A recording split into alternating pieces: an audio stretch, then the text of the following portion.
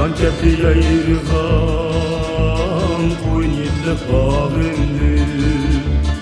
Neslerden ayrıldı, anladımdan ayrıldı. Kimler geldi başsıla, haber allara verdi.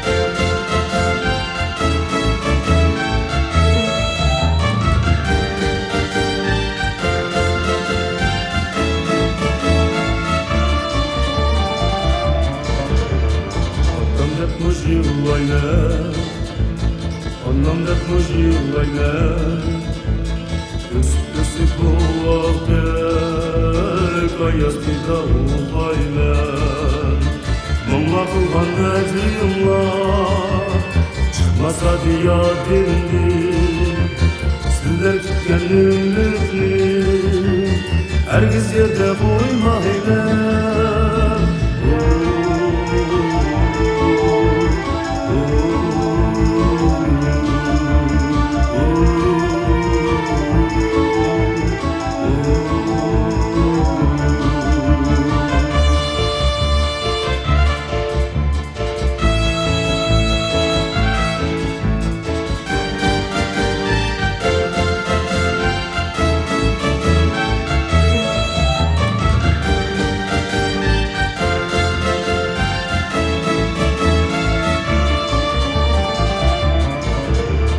Canlarından ayrıldım, can anamdan ayrıldım.